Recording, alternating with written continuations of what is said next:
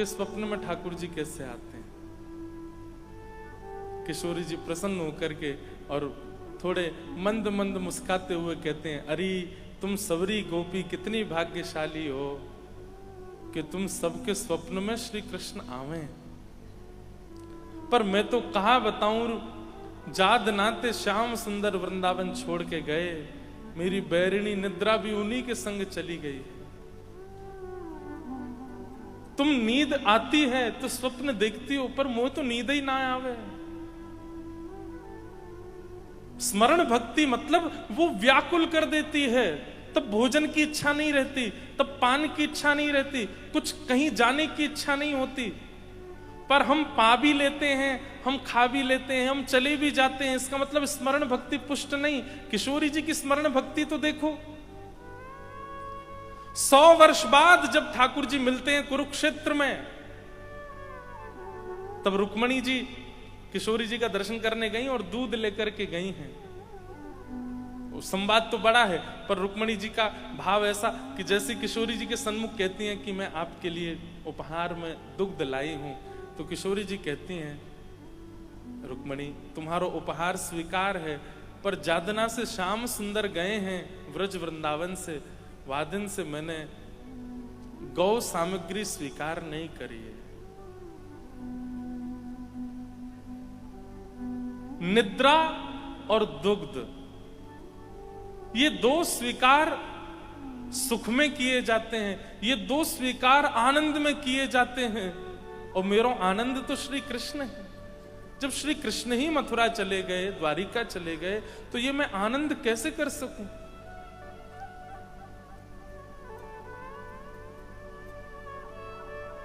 तभी रुक्मणी जी कहती हैं, हे किशोरी जी, ये दूध स्वयं द्वारिकाधीश ने आपके लिए भेजा है। जैसे ही सुनती हैं ठाकुर जी ने भेजा, तुरंत पात्र ले लेती हैं, मुख से लगा करके संपूर्ण दुग्ध का पान, आज 100 वर्ष बाद दुग्ध पान करती हैं, ठाकुर जी ने भेजा। और दूसरा प्रसंग आता है कि जब श्याम सुंदर मिलने के लिए आए ठाकुर जी से, प्रसंग बहुत वृहद हैं और बहुत अद्भुत हैं, मैं ज्यादा उसमें प्रवेश नहीं कर रहा हूं, केवल सांकेतिक रूप से कह रहा हूं। जैसे ही ठाकुर जी आते हैं ना किशोरी जी के शिविर में कुरुक्षेत्र में, तो यहां किशोरी जी बैठी हैं सब सखियों के साथ। ठाकुर जी को वृंदावन से गए 100 वर्ष हो चुके हैं, और तभी सब सखियां बात करती हैं और किशोरी जी से कहती हैं, यहीं कुरुक्षेत्र में द्वारिका के लोगों का शिविर भी लगा है, और हमने तो सुनी है आज सूर्य ग्रहण के अवसर पर श्याम सुंदर की पुष्प अर्चन चल रहे हैं, तुलसी अर्चन चल रहे हैं। किशोरी जी प्रसन्न होती हैं, अच्छी बात है, कुछ पुष्प अपने यहां से भी भिजवा दो ठाकुर जी की सेवा में। और अचानक बोलते बोलते किशोरी जी स्तब्ध हो जाती हैं। सब सखियां कहती हैं, हे श्यामाजू आप कछु कह रही, कहा भयो। किशोरी जी कहती हैं कि अभी व्यार चली और जो हवा आई है ना बाहर से, वाह वायु में श्याम सुंदर के अंग की सुगंधी आ रही है। अरे विशाखा ने जाके देखियो कहीं श्याम सुंदर तो नहीं आ रहे हैं। विशाखा जी बोली, हे लाडली जी आपको तो ऐसी व्यार कितनी बार अनुभव हो चुकी हैं, पर हर बार हम देखवे जामे श्याम सुंदर नहीं। अरे उनको तो पुष्प अर्चन चल रहा है, तुलसी अर्चन चल रही, वो कैसे आएंगे यहाँ पे। किशोरी जी कह रही हैं, पर इस बार की सुगंधी पूर्ण रूपेण वैसी है जैसी श्याम सुंदर के अंग की है, एक बार जाके देखना कहीं श्याम सुंदर आ रहे हैं। विशाखा जी जाकर के जैसे ही पर्दा हटाती हैं तो देखती हैं कि श्याम सुंदर चले आ रहे हैं, द्वारिकाधीश किशोरी जी की तरफ आ रहे हैं।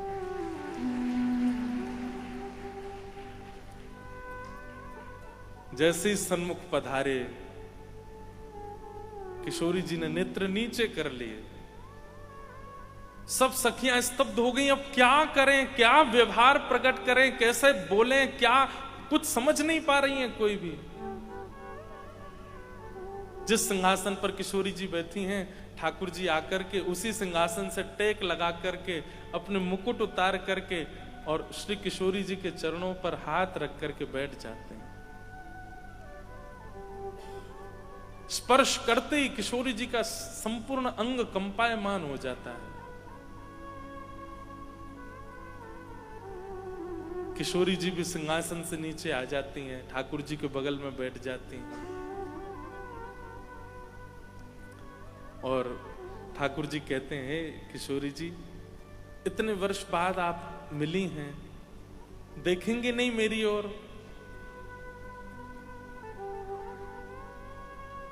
किशोरी जी कह रही हैं कि तब के देखे श्याम सुंदर तो चित्त से अभी तक निकल नहीं पाए, अब अगर देखूंगी तो फिर आगे स्थिति कैसी होगी, या भय से मैं नहीं देख रही।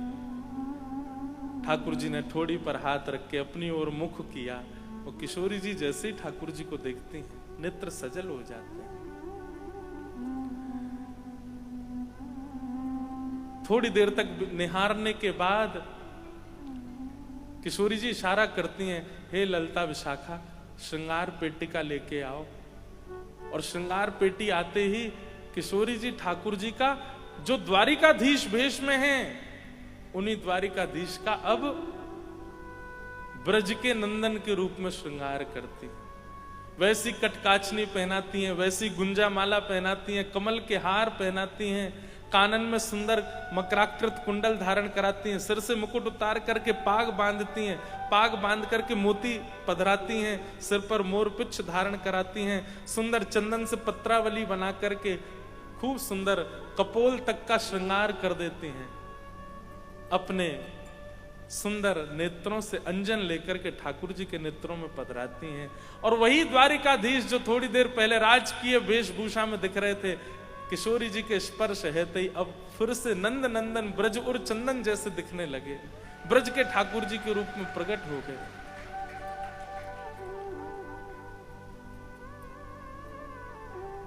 हो तो दासी नित्य तिहारी, हो तो दासी नित्य हमारे भाई जी महाराज षोडश गीत में किशोरी जी का भाव उद्गार प्रकट करते हैं ठाकुर जी के लिए।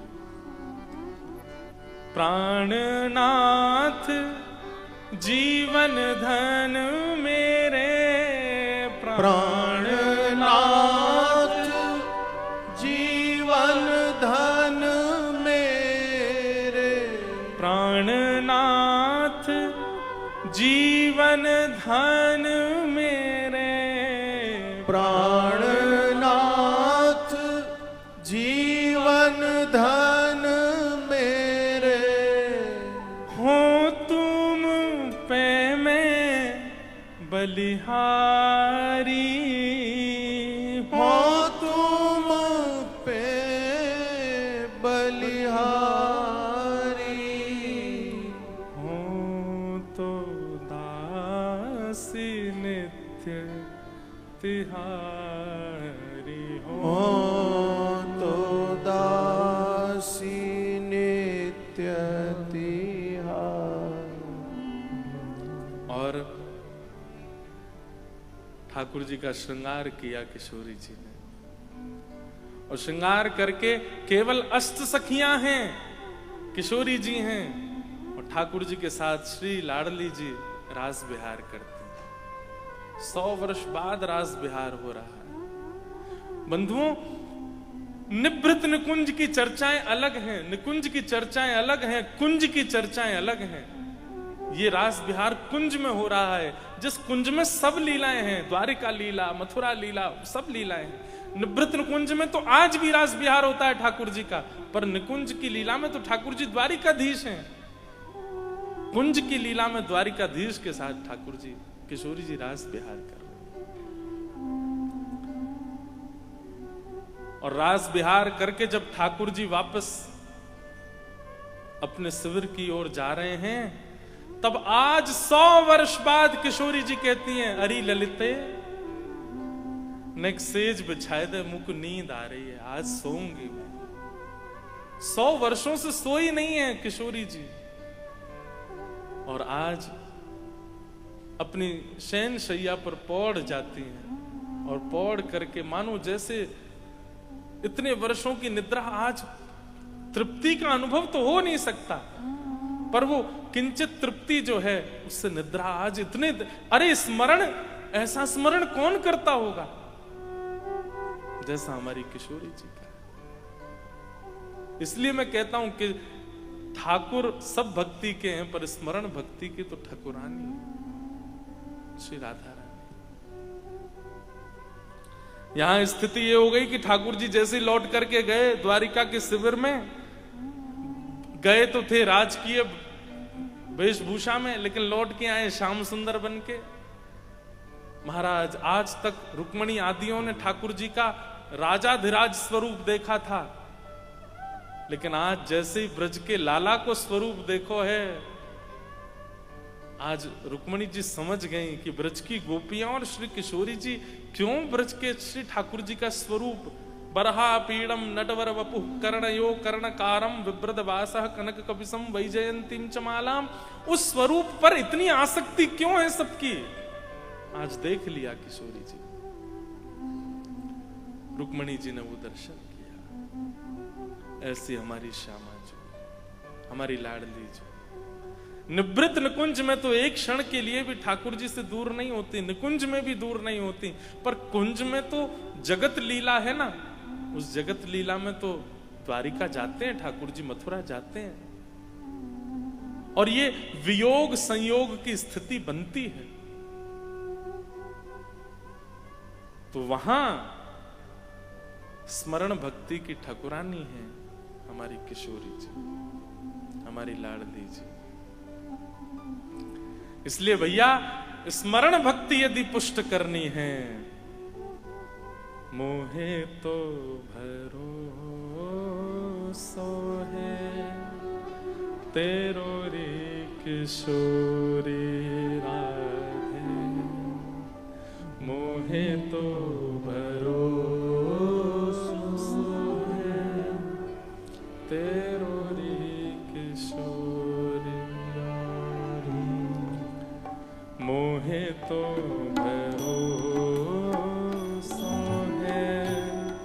तेरो रे किशोरी राधे, मोहे तो भरोसो है तेरो रे किशोरी राधे। हाँ, मोहे तो भरोसो है तेरो रे किशोरी राधे, मोहे तो भरोसो है तेरो री किशोरी राधे, मोहे तो भरोसो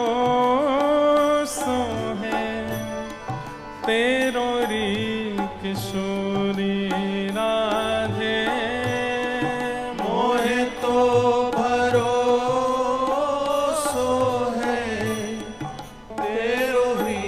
किशोरी राधे, मोहे तो भरोसो है तेरो रे किशोरी राधे, मोहे तो भरोसो है तेरो रे किशोरी राधे। हमारे ब्रज में किशोरी जी के सन्मुख ये भाव गाते हैं, मुक्ति भुक्ति ना मांगत केवल, मुक्ति भुक्ति ना मांगत केवल। हे श्यामा जी, हमें मुक्ति भुक्ति नवनिधि आदि ये सब नहीं चाहिए, केवल एक बात चाहिए, और आप वो पूरी कर सकती हैं। क्या? अपना जान संभालो किशोरी राधे, अपना जान संभालो किशोरी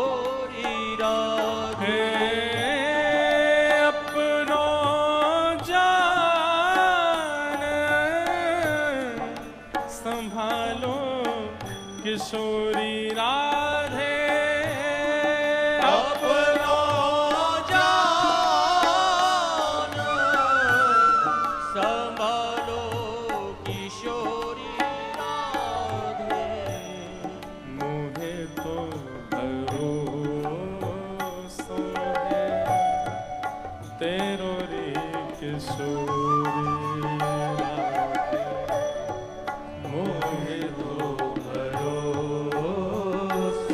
है तेरो ही किशोरी और साधन हीन दीन में राधे साधन हीन दीन मेरा साधन हीन दीन में राधे साधन हीन दीन मेरा तुम करुणामयी प्रेम अगाधे तुम करुणामयी प्रेम अगाधे ओ तुम करुणामयी प्रेम अगाधे तुम करुणामयी प्रेम अगाधे मुझे तो भरोसो है तेरो रे किशोरी मोहे तो भरोसो तेरो ही किशोरी मोहे तो भरोसो है तेरो री किशोरी राधे मोहे तो भरोसो है तेरो ही किशोरी राधे मोहे तो भरोसो है तेरो री किशोरी राधे मोहे तो भरोसो है तेरो ही किशोरी राधे मोहे तो भरोसो है तेरो रे किशोरी मोहे तो भरोसो है तेरो ही किशोरी तेरो रे किशोरी राधे तेरो ही किशोरी स्मरण भक्ति के ठाकुरानी है हमारी किशोरी जी। यदि कभी लगता हो कि हमारे स्मरण भाव में कोई कहीं कोई कमी है, कोई चूक है, तो किशोरी जी के स्मरण भाव को